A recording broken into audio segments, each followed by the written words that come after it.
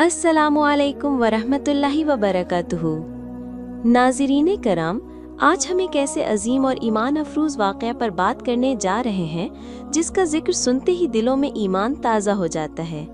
ये है वाक़या मेराजुन नबी सल्लल्लाहु अलैहि वसल्लम। ये वो रात थी जब अल्लाह ताला ने अपने महबूब हमारे आका हज़रत मोहम्मद मुस्तफ़ा सल्लल्लाहु अलैहि वसल्लम को अपने ख़ास इनाम के तौर पर ज़मीन से आसमानों की सैर करवाई। ये सफ़र न सिर्फ दुनियावी लिहाज से एक मौजज़ा था, बल्कि रूहानी एतबार से भी एक ऐसा अजीम वाक़या है जिसने इंसानियत को यकीन, सब्र और इबादत की नई रोशनी अता की।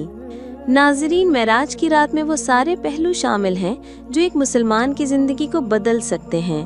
अल्लाह की कुदरत का मुशाहदा, जन्नत और जहन्नम के मनाजिर, अंबिया कराम से मुलाकात और सबसे बढ़कर नमाज का तोहफ़ा।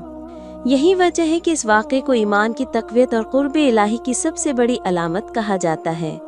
आइए आज की वीडियो में हम इस ईमान अफरोज़ सफ़र को मरहलावार बयान करेंगे और जानेंगे कि इस वाक़े से हम अपनी अमली ज़िंदगी के लिए क्या सबक हासिल कर सकते हैं। हिस्सा अव्वल, मेराज का आगाज़। मेराजुन नबी सल्लल्लाहु अलैहि वसल्लम का ये अजीम वाक़या उस वक्त पेश आया जब नबी अकरम सल्लल्लाहु अलैहि वसल्लम मक्का मुकर्रमा में दावत हक पेश करने के दौरान शदीद मुश्किलात और आजमाइशों से गुजर रहे थे। कुफ्फार की तकज़ीब, ताइफ का दर्दनाक वाक़या और अहले मक्का की दुश्मनी ने गोया माहौल को तंग कर रखा था। ऐसे वक्त में अल्लाह ताला ने अपने महबूब सल्लल्लाहु अलैहि वसल्लम को एक अजीमुश्शान मोज़े से नवाजा ताकि उनके दिल को सुकून, तसल्ली और मज़ीद हिम्मत अता हो। ये वाक़या इसरा से शुरू हुआ। एक रात जब नबी अकरम सल्लल्लाहु अलैहि वसल्लम मस्जिद हराम में आराम फरमा थे तो हज़रत जिब्राइल अलैहिस्सलाम एक ख़ास सवारी बुराक लेकर हाजिर हुए। बुराक एक निहायत नूरानी और तेज़ रफ्तार सवारी थी जिसकी रफ्तार बिजली की मानिंद थी। नबी अकरम सल्लल्लाहु अलैहि वसल्लम इस पर सवार हुए और मक्का मुकर्रमा से बैतुल मुक़द्दस यानी मस्जिद अक़सा की तरफ रवाना हुए। ये सफ़र इसरा रात के एक हिस्से में मुकम्मल हुआ और वहाँ पहुँचकर आप सल्लल्लाहु अलैहि वसल्लम ने दीगर अंबिया अलैहिमुस्सलाम की इमामत फरमाई। ये इस बात की अलामत ही कि नबी अकरम सल्लल्लाहु अलैहि वसल्लम को तमाम अंबिया पर फजीलत अता की गई और क़यामत तक के लिए आप सल्लल्लाहु अलैहि वसल्लम को इमामुल अंबिया बना दिया गया। नाज़रीन, मेराज के आगाज़ से हमें ये पता चलता है कि अल्लाह ताला अपने महबूब बंदे को आजमाइशों के बाद राहत और इज़्ज़त अता करता है। ये आगाज़ सिर्फ एक सफ़र नहीं था, बल्कि ये इस बात का ऐलान था कि रसूल अकरम सल्लल्लाहु अलैहि वसल्लम की दावत और उनकी नबूवत अल्लाह की तरफ से बरहक है। हिस्सा दोम, आसमानों की सैर। बैतुल मुक़द्दस से मेराज का दूसरा मरहला शुरू होता है, जहाँ से नबी अकरम सल्लल्लाहु अलैहि वसल्लम को आसमानों की तरफ बुलाया गया। हज़रत जिब्राइल अलैहिस्सलाम आपके हमरा थे। ये एक ऐसा रूहानी और मोजिज़ाती सफ़र था जिसकी मिसाल तारीख़ इंसानी में कहीं नहीं मिलती।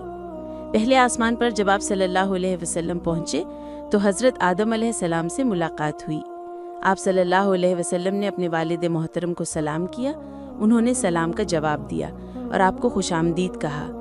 ये इस बात की अलामत थी कि रसूल अल्लाह सल्लल्लाहु अलैहि वसल्लम तमाम अंबिया के सिलसिले की तकमील हैं। फिर दूसरे आसमान पर हज़रत ईसा अलैहिस्सलाम और हज़रत याहिया अलैहिस्सलाम से मुलाकात हुई।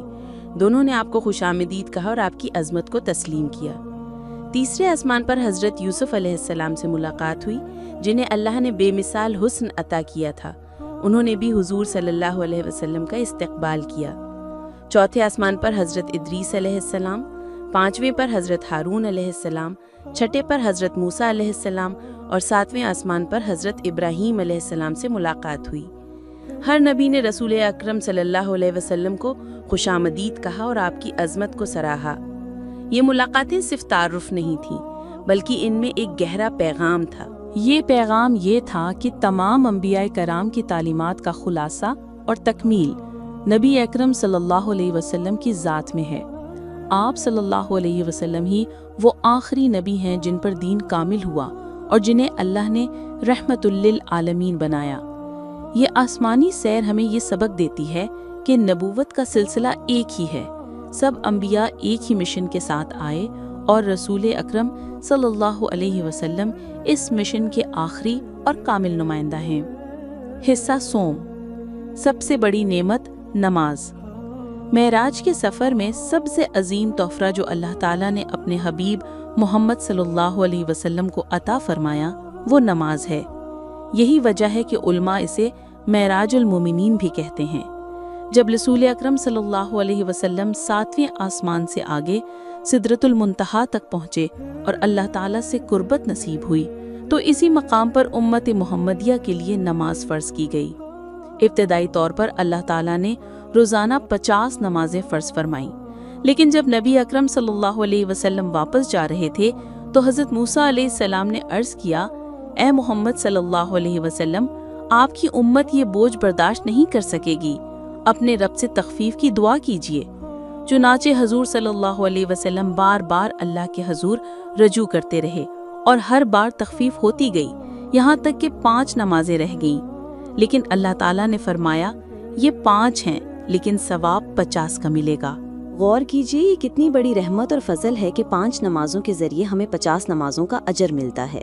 یہ نماز اللہ کے ساتھ بندے کے تعلق کی سب سے مضبوط کڑی ہے۔ اس واقعے سے ہمیں یہ پتہ چلا کہ نماز کو کبھی ہلکا نہ سمجھا جائے۔ یہ اللہ کی سب سے بڑی نعمت ہے جو براہ راست آسمانوں پر حضور پاک صلی اللہ علیہ وسلم کو عطا کی گئی۔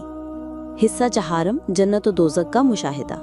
نبی کریم صلی اللہ علیہ وسلم کو معراج کی رات صرف آسمانوں کی سیر اور انبیاء کرام سے ملاقات ہی نہیں کروائی گئی، بلکہ آپ صلی اللہ علیہ وسلم کو جنت اور دوزخ کا مشاہدہ بھی کرایا گیا۔ آپ صلی اللہ علیہ وسلم نے جنت کی نعمتیں، اس کی نہریں، محلات اور اللہ کے نیک بندوں کے لیے تیار کی گئی عظیم انعامات اپنی آنکھوں سے دیکھے۔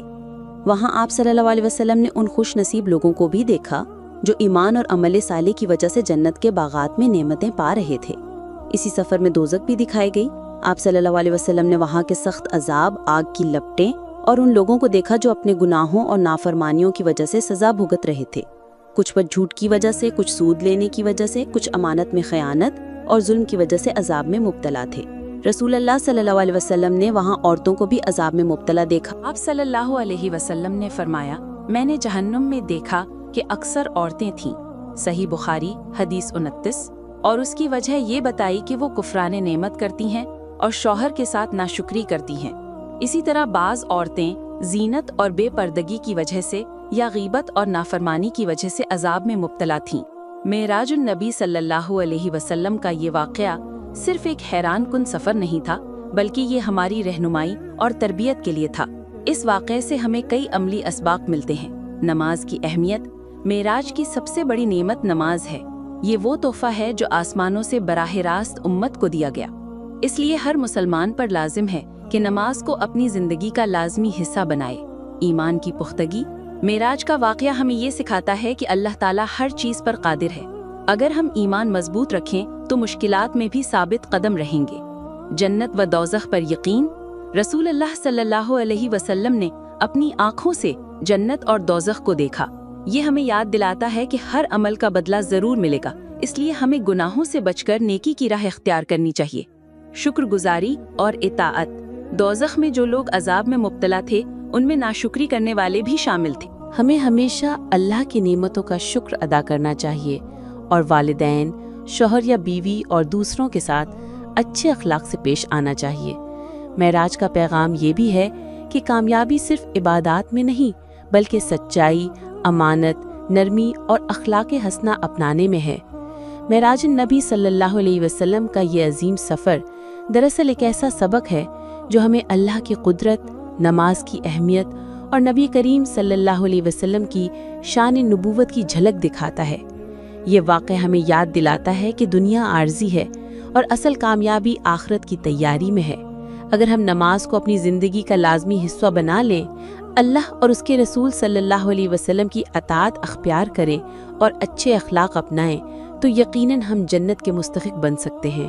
آئیے ہم سب عہد کریں کہ اپنی زندگی کو قرآن و سنت کے مطابق گزاریں، نماز کی پابندی کریں اور صبر و شکر کے ساتھ ایک سچے مسلمان بننے کی کوشش کریں۔ اللہ تعالی ہمیں اس عظیم واقعے سے نصیحت لینے اور اس پر عمل کرنے کی توفیق عطا فرمائے۔ آمین یا رب العالمین۔